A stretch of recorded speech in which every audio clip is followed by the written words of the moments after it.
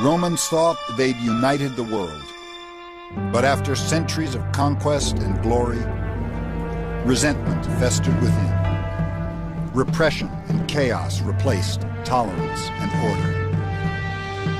And cults of dissent emerged that threatened to divide the empire forever.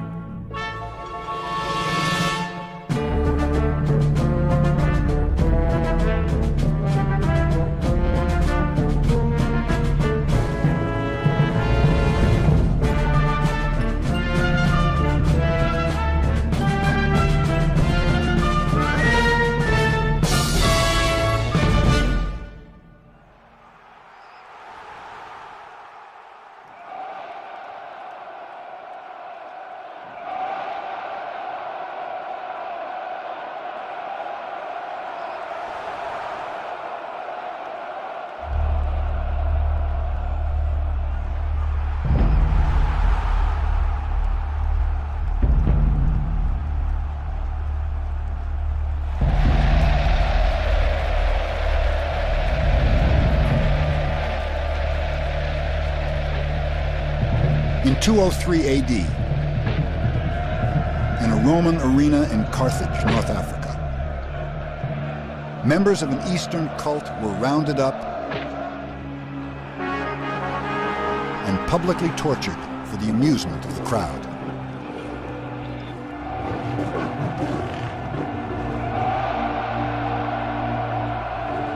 Their crime was religious conviction.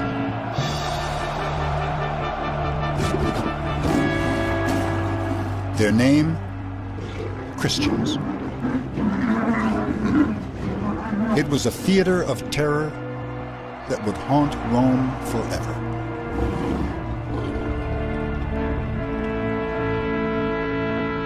One of the victims that day was Perpetua, a woman who redefined the meaning of defiance. Perpetua is a young mother, a beautiful young girl, and she is determined to stand by her faith. And even when the government wants to attack Christians, she remains steadfast. Her father begs her to renounce her faith. She says, I can't. I must be true to my cause. She's separated from her baby. She's imprisoned. She's never been in such a place before. She's a woman from a respectable family. In prison, she kept a diary, a tragic testament to the power of faith.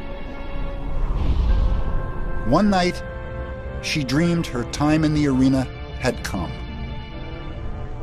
I saw a beautiful bronze ladder extending all the way to heaven.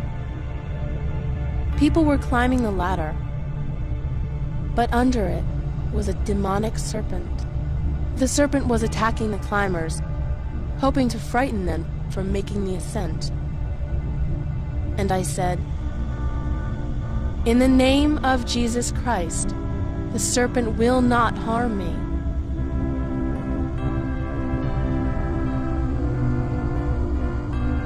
Then I awoke, knowing that it wasn't beasts that I'd fight in the arena. It was the devil. And I knew I would be victorious.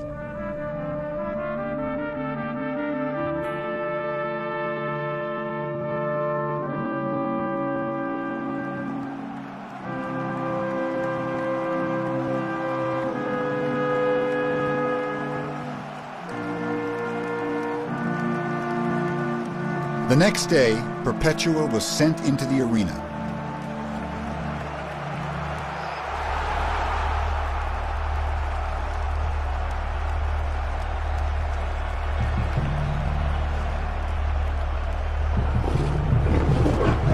The lions were released, but they refused to touch her. So a gladiator was sent in to finish her off. When he too hesitated, Perpetua grabbed his sword and slit her own throat in defiance.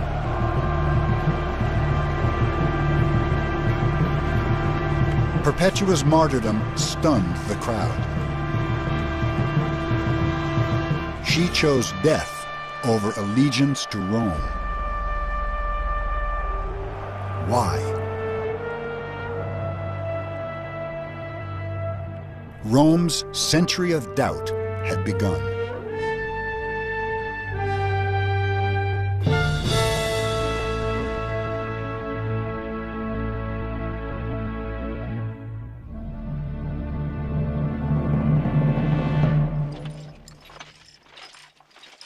For hundreds of years, the benefits of Roman rule seemed clear.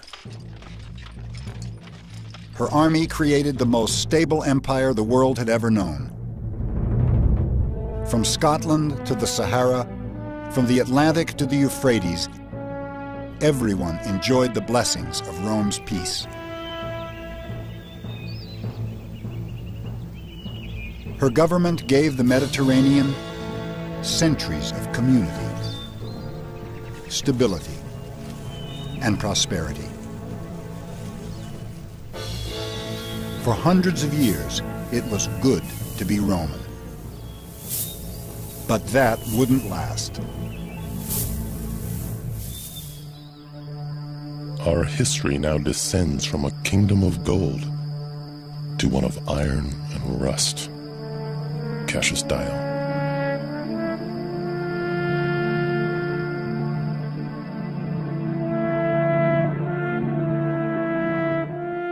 Emperor Marcus Aurelius presided over the first signs of decline in the Roman world.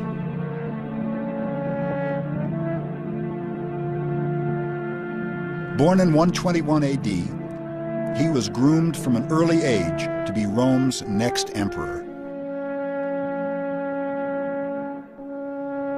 Aurelius had 20 years to dream about the kind of ruler he wanted to be and the kind of empire he wanted to rule. As a Roman, he believed there was a divine order to things.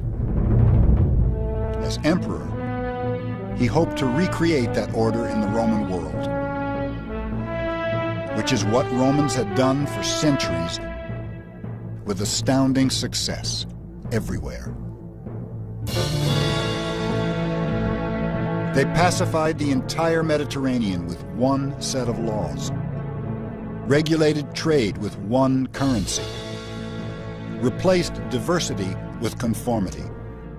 Rome's empire stretched for 2 million square miles, but whether you were in Egypt or England, you could always travel a straight Roman road to a familiar Roman city.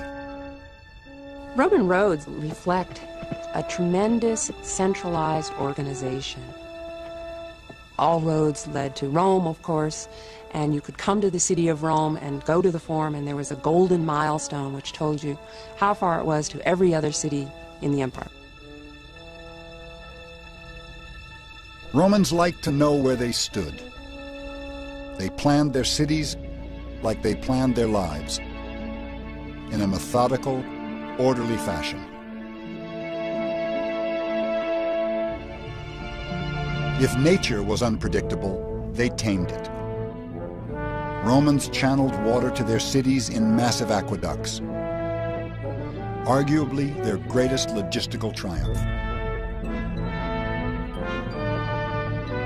Rome had been a symbol of order and stability for centuries. And Marcus Aurelius expected to continue that tradition. In 161 AD, Aurelius finally became emperor. For 23 years, he'd been planning a peaceful rule. He was in for a brutal awakening. Later that year, war broke out in the east.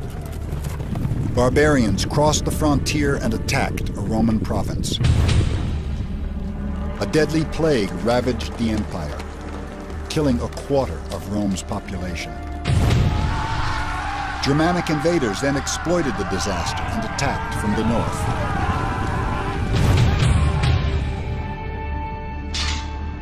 Rome was suddenly confronted with military threats on 2 fronts.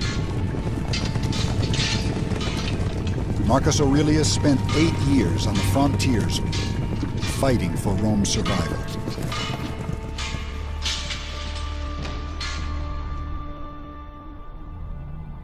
Like many, he feared it was the beginning of the end, that the great Roman Empire was about to fall to an invading army. But his fears were misplaced.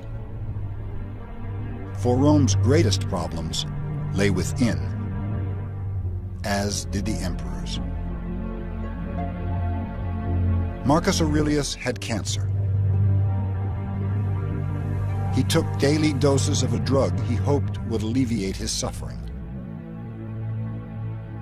It didn't. And in 180 AD, the disease finally won. Aurelius's painful death foreshadowed the fate of the empire he left behind. Rome, too, was suffering from a fatal disease: cultural decay. It was an erosion of traditional Roman values that would force many to turn to foreign cults for their salvation. And, like Perpetua, question their allegiance to Rome.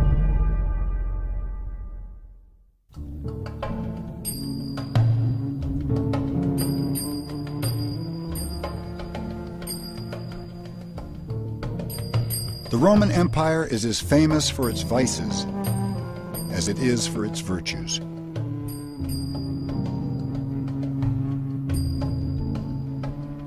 Corrupted by wealth and power, Rome's legacy was tainted by images of indulgence and imperial excess. The Emperor Commodus epitomized the decay. His arrogance would force everyone to question their allegiance to Rome. Commodus succeeded his father Marcus Aurelius in 180 AD. Traumatized by an early attempt on his life, Commodus shunned all public appearances and left Rome in the hands of his closest advisors. As they terrorized Rome, Commodus amused himself in the palace. He maintained a harem of hundreds of young boys and girls and abused them at his whim. He kept amongst his minions certain men named after the private parts of both sexes, and on these he liked to bestow kisses. Herodian. It was a lifestyle funded by corruption and extortion. Resentment festered throughout the empire.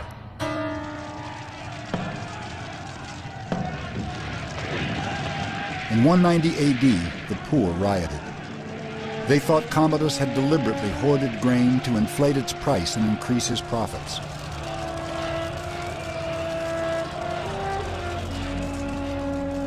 After 9 years as a recluse, the emperor was forced to play a more public role.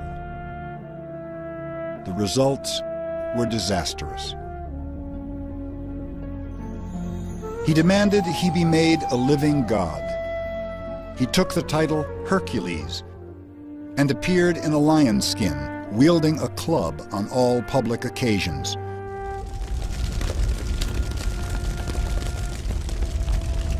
When a huge fire consumed Rome in 191 AD, Commodus outdid himself.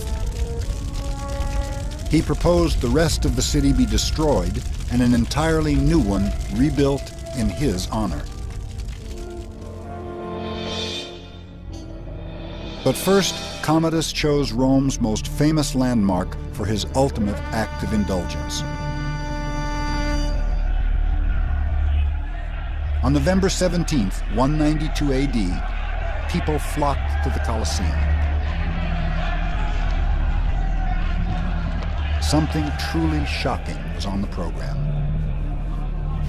That afternoon, the slaves and criminals who normally fought in the arena were joined by someone very special.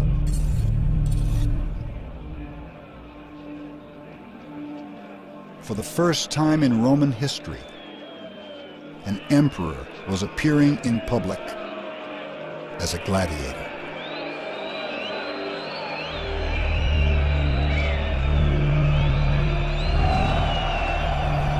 Commodus may have won that day, but his victory was short-lived. Commodus was assassinated on December the 31st, on New Year's Eve, because next day he planned to be inaugurated as consul, dressed up as a gladiator. And that was such an affront. It's as though the American president attended inauguration dressed in American football kit. It was a complete insult to the total political way of life. The assassination of Commodus wasn't the answer, for Rome's problems lay deeper still, in the very foundation of Roman society.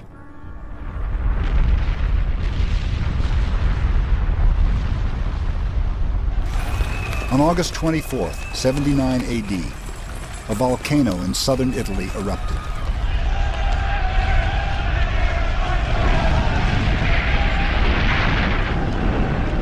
Smoldering ash from Mount Vesuvius buried the nearby town of Pompeii and froze a haunting and revealing portrait of Roman society for all time.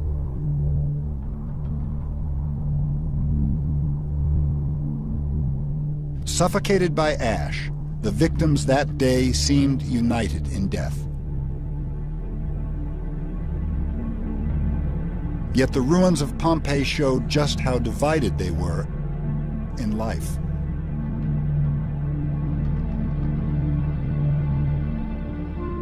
The rich lived lives of gaudy luxury. Their houses were spacious and ornate, their gardens lush, their lifestyles lavish. But the most notorious element of their decadence is a fiction. Paintings of imagined Roman orgies were commissioned by 19th century politicians to promote their own message of sexual intolerance. The most famous of these showed a group of disapproving philosophers frowning at a debauched banquet. There was a serious proposal to put that painting in every classroom in the United States of America because it was seen as an image of morality, of what the Romans were really about were those philosophical types. And if you get involved in the orgy, in decadence, then your civilization will fall as surely as the Romans. For most Romans, a lifestyle of luxury and decadence was a very distant dream. The gap between wealthy and poor was 10 times worse than today. 95% of the population struggled beneath the poverty line. They lived in dark, fire-trapped tenements, entire families packed into a single room. The child mortality rate was 50%. Typhoid and diphtheria were constant threats.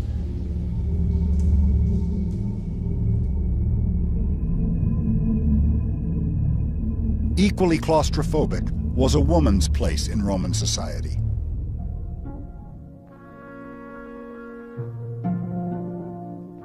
Women were considered biologically and morally inferior to men. They couldn't vote, buy property, or choose who they married. Their fathers and husbands had legal and financial control over them most of their lives.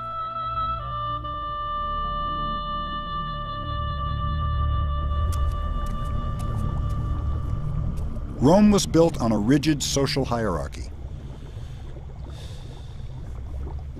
At the height of her power, 1 in every 3 people in Italy was a slave.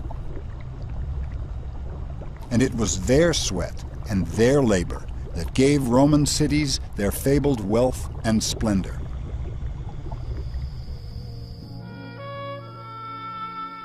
Astoundingly, the burden of discrimination was lifted once each year. Every December at the winter solstice, Romans would celebrate the Saturnalia, when everything in Rome turned upside down. For 1 week, masters served their slaves dinner. Children of the poor ate with the rich. It was a surreal disruption of the status quo. For those who wanted more frequent release from Rome's rigid class system, there was another option.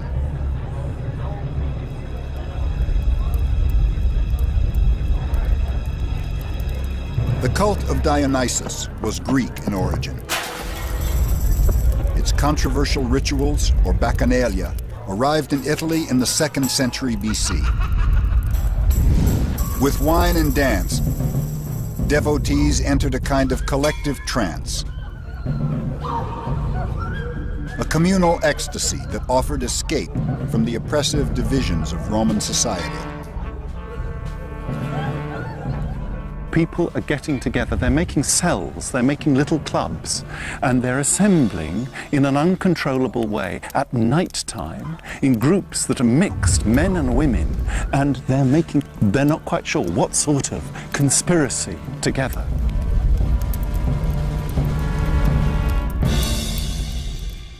And it is dealt with in an extremely bloody way. I mean, not only is the cult of Dionysus completely banned, but the consuls go up and down the country. There are many executions.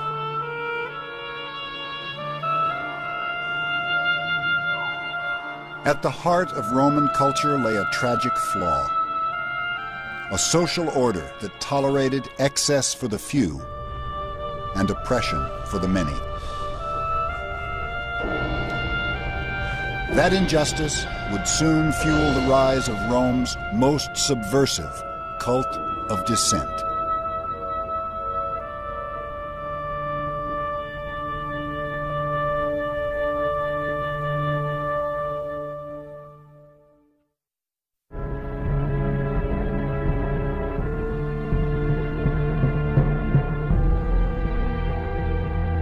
There was one ideal that made everyone proud to be Roman. An ideal as old as Rome itself. A commitment to cultural diversity.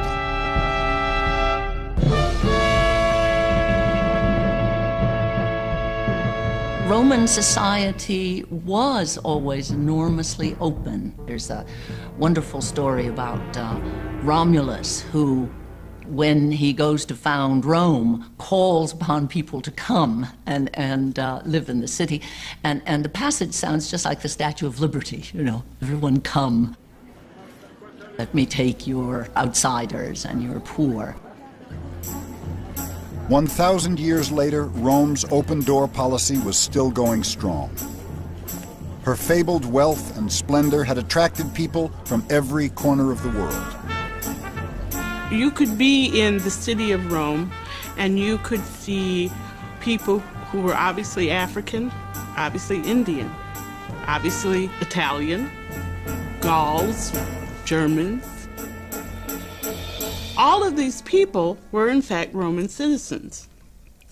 And so somehow the Romans seem to have been able to find a way to achieve the American motto, E pluribus unum.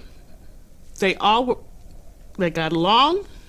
There doesn't seem to have been any racial or ethnic tension within the Roman Empire. By the 3rd century AD, Rome's immigrant spirit applied to everyone, even emperors. Septimius Severus succeeded Commodus as emperor in 193 AD. He was African, a native of Leptis Magna in modern-day Libya. During his 18-year rule, he adorned his hometown with lavish buildings.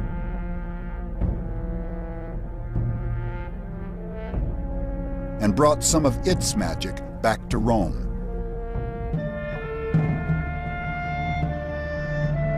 Severus and his wife Julia Domna were both deeply superstitious. He was devoted to an Egyptian mystery cult. She worshipped a Syrian sun god. Romans had no problem with the couple's exotic beliefs. The vast Roman Empire had a long history of religious tolerance. They lived in a pagan world that welcomed virtually everyone's gods. There's something in the pluralism of Roman religion that makes it possible to acquire new gods. In their very earliest stories about themselves, conquest of little towns around Rome involve, one of their myths is that of evocation, when you go and you pronounce a series of prayers to beg the god of the local town to come to Rome with you, and it becomes your god, and you add to the strength of the team at Rome. All that was asked of foreign religions was that they respect the cult of Rome by making annual sacrifices to the emperor. It was a policy intended to secure some control in a world of extreme religious diversity. There were as many cults in Rome as there were provinces in the empire.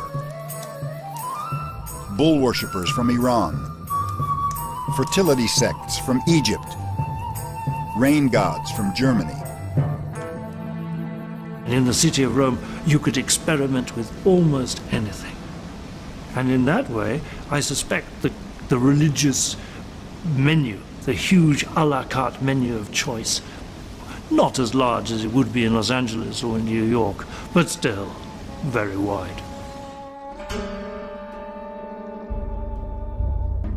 But by the 3rd century AD, religious diversity was leading to chaos. People were overwhelmed by the choices that surrounded them.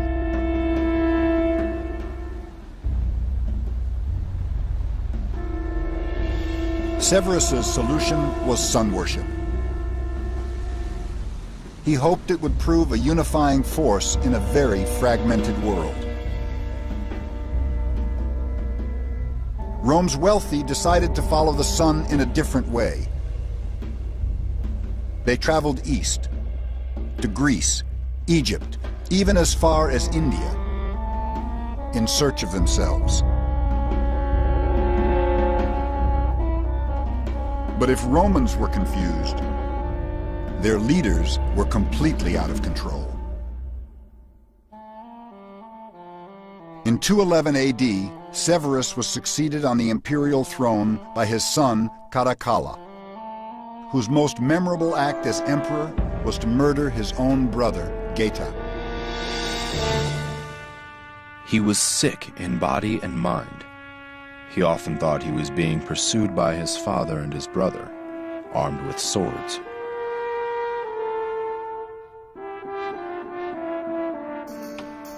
At first, Caracalla's insanity was kept in check. In 212 AD, he awarded Roman citizenship to every free man in the empire. A dramatic reaffirmation of Rome's commitment to tolerance and diversity. The emperor then set off on a grand tour of the empire.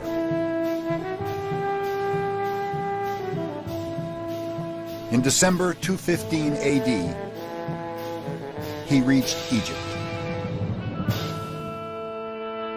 In the city of Alexandria, he was given a splendid reception by its proud new Roman citizens.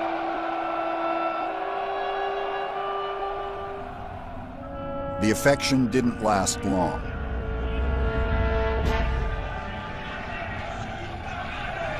Enraged by local criticism of his brother's murder, the emperor invited 5,000 citizens into a local theater and butchered them in cold blood.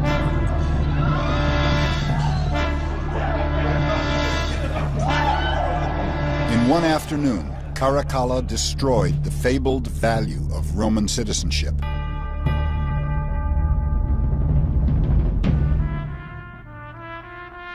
Never had Romans felt so confused or so conflicted about their place in the world. They're looking for something in the same way that we Americans are looking for something. I think we can use that same explanation to explain things like Heaven's Gate and the Jonestown Massacre and any of the cults that have arisen over the past few years. When they lose their identity, you find that they begin to turn to cults. In the 3rd century AD, Romans turned to one cult in particular. A cult whose message was destined to change the empire and the world forever.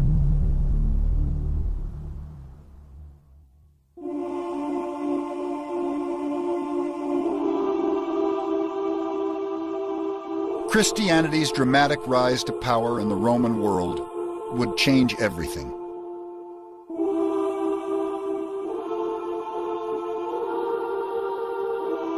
A cult based on the suffering of one man was set to challenge the integrity of an entire empire. Christianity's message spread west from Judea in the 1st century AD, carried by a small band of apostles. In Rome, it struggled for identity, one of many obscure cults in a crowded city. One blatant act of brutality would set it apart. In 64 AD, the Emperor Nero publicly massacred hundreds of Christians in Rome, blaming them for a fire they didn't start. It was the first time most Romans had even heard of Christianity. But the cult was a perfect scapegoat, its values radically un-Roman. Blessed are the meek, for they shall inherit the earth. Matthew. Woe to you who are rich, for you have already received your comfort. Luke. Christianity is a protest movement in one real sense. We mustn't think of early Christians as people who went on demonstrations through the streets of Rome or picketed the Senate House or threw eggs at emperors. They're not that kind of group. They're very quiet, introverted, keeping themselves to themselves. So anti-Roman in their beliefs, but not a protest movement in the sense of marching on Rome. Christianity's most revolutionary ideal was spiritual equality. It was a direct threat to Rome's belief in hierarchy and social division. Women in particular were attracted to the new cult. It granted them the independence they'd been denied by Roman society. The only public position of power and prestige open to a Roman woman was as a Vestal Virgin. Rome's 6 Vestal Virgins attended all important state events. But their principal duty was to look after the sacred fire of Vesta, the Roman goddess of the hearth. This fire was the symbol of Rome's longevity, and it was their job to ensure it never went out.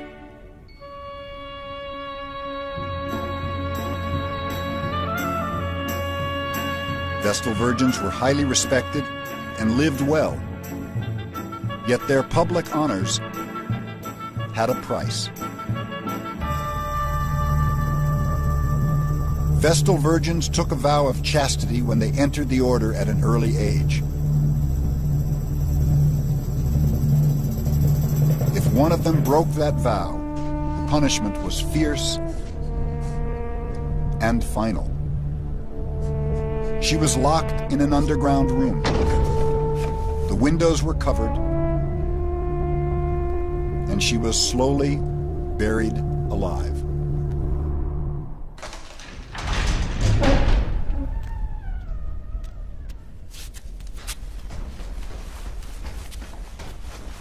Ironically, early Christians chose to be underground.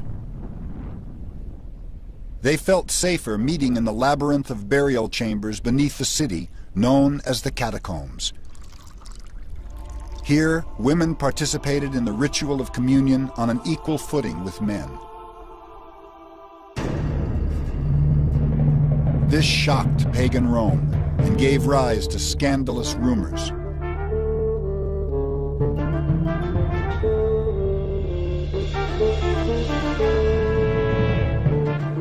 They recognize each other by secret signs, and they have sex even before they've become friends. They call each other brother and sister, and thus their common fornication becomes a kind of incest. They worship the private parts of their priest. And I've even heard that they kill children and drink their blood. Minucius Felix.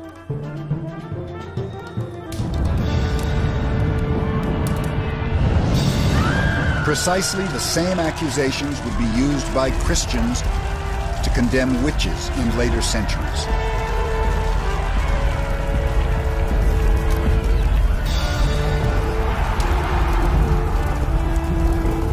But Rome persecuted Christians for another reason. They refused to respect anyone else's gods.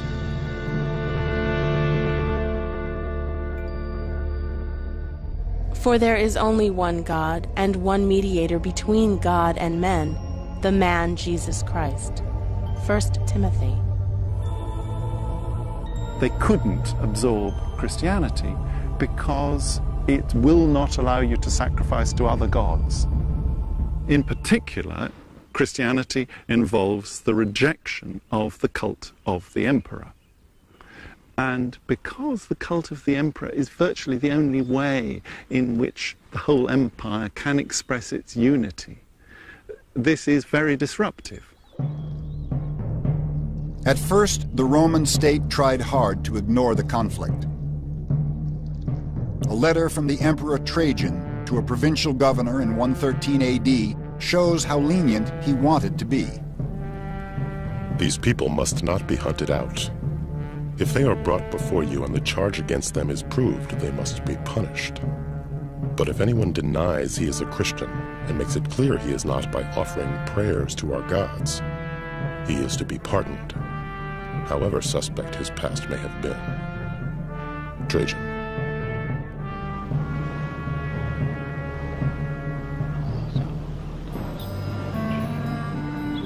Trajan was wise in his restraint. Rome's previous attempts at social repression had backfired. In 19 BC, the Emperor Augustus embarked on a program of brutal moral reform. He feared that the Roman aristocracy, decimated by recent civil wars, was dying out. His solution was to persuade Roman families to produce pure Roman babies quickly. Adultery was made a capital crime, punishable by exile or death. Romans openly mocked his moral crusade. Ovid, the most popular poet of the day, provoked the emperor's wrath by publishing a book called The Art of Love, celebrating sex and secret liaisons. Augustus panicked and banished Ovid to a bleak outpost on the Black Sea. Though others have been exiled for weightier causes, a more remote land has been assigned to no one. Nothing is farther away than this land, except only the cold and the enemy and the sea whose waters congeal with the frost. Ovid. Ovid died there 10 years later, still dreaming of Rome. The emperor's repressive reforms were extremely unpopular and futile. They fathered more informers than children. Now the country suffered from its laws as it had done from its vices. Tacitus. But by the 2nd century AD, most Romans had forgotten the lessons of the past. Christianity's ideals were attracting upper-class women to the faith.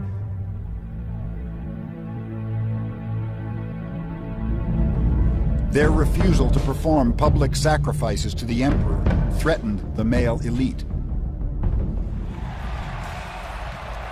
Their response was highly controversial. Its severity still debated today. In the first 3 centuries after Christ, most Romans neither cared nor noticed Christians, and they certainly didn't see them as an endless supply of lion food. More criminals were eaten by lions in the Roman world than Christians. This is an image which has been created by later Christian sources, keen then to present themselves as an active movement of protest against Rome. And yet, accounts of public persecution have survived. Rituals of repression that backfired. For persecution produced victims. Victims willing to become martyrs. One of these was Blandina, a young slave girl.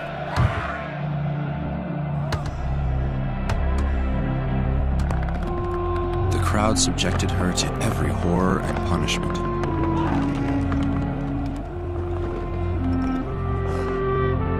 Yet she was by now indifferent to suffering and kept faith in Christ. To the crowd's amazement, Blandina endured 3 days of horrific torture in the arena. In the end, she too was killed, though the pagans admitted they had never seen a woman suffer so much for so long. Eusebius.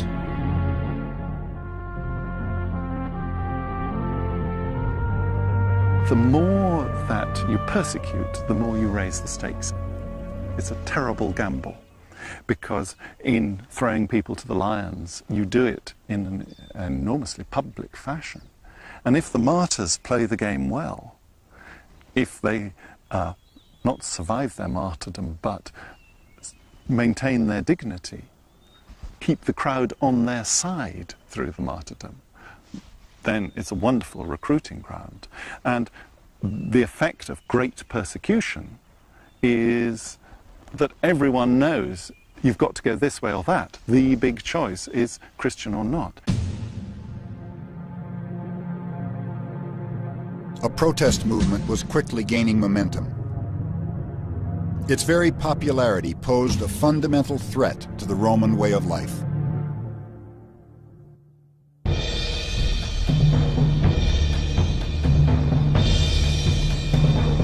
By the middle of the 3rd century AD, Rome was consumed by doubt.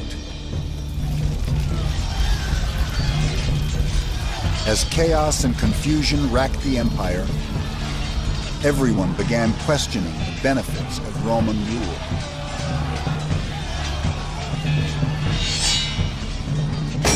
Between 235 and 270 AD, more than 30 Roman generals proclaimed themselves emperor.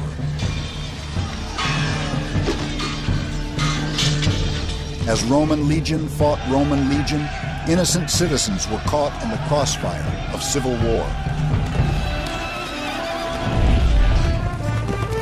Barbarians seized the opportunity and streamed across the frontiers.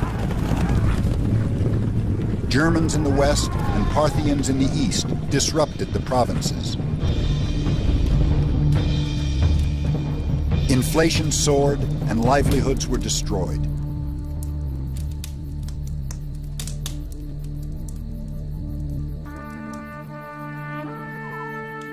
The promise of salvation in the next life was becoming very appealing.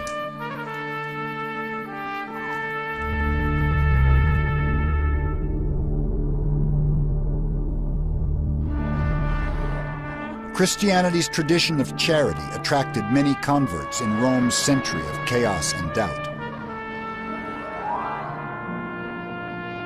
The size of the catacombs in Rome, the cult's secret meeting place, shows just how popular Christianity had become.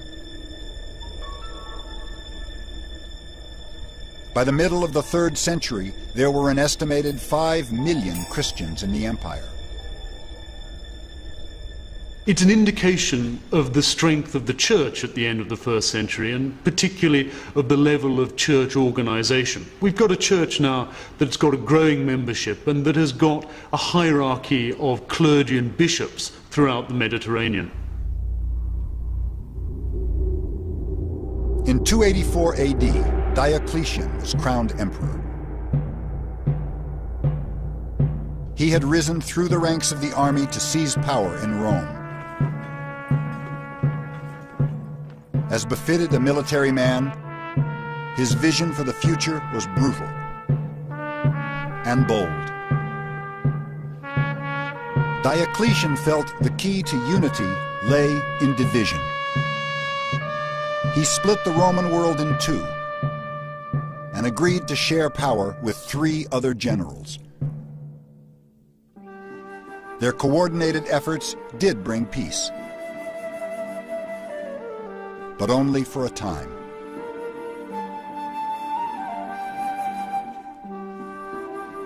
Diocletian ruled for over 20 years, but spent only 2 months in Rome.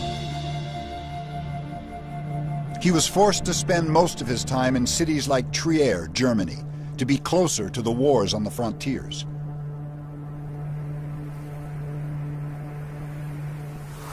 Rome, a beacon of strength for over 1,000 years, felt increasingly vulnerable, as did the emperor. In a desperate bid for respect, Diocletian proclaimed himself the son of Jupiter and insisted that everyone kneel in his presence and kiss the hem of his robe. To many, it was empty spectacle, and they began looking elsewhere for reassurance. Now, even members of the imperial court were secretly converting to Christianity. Diocletian has said that the unity of the empire is not just a military matter, but it's a religious matter. And if we can stamp out Christianity, then we will all be worshipping the same gods, so we will all be the same empire. And when that gamble fails to come off, you fail to stamp out Christianity, the martyrs produce more Christians.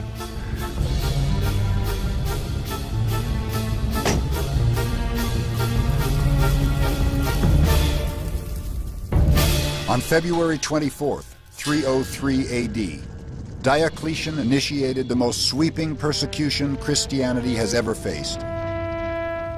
Churches were burned, scriptures destroyed, Christians sent to work in state mines, or imprisoned and tortured for their beliefs. If they still refused to sacrifice to Rome's gods, they were publicly tortured. Rome, once a proud culture of tolerance, had become a repressive cult of order. What we see in Diocletian's persecution of the Christians are the only 2 Mediterranean-wide organizations, the Roman state and the Christian church, battling it out for supremacy. In 305 AD, Diocletian retired to his summer palace, confident that Rome had won. He was wrong. In the blood of the martyrs lie the seeds of the church. Tertullian.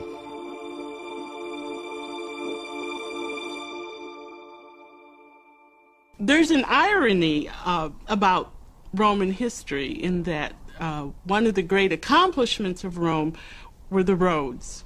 And I think it's fascinating that those roads are what did Rome in.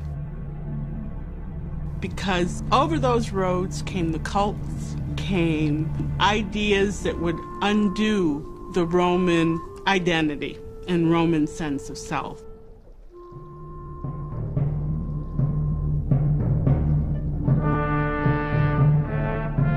For centuries, Rome's power and confidence had been unshakable.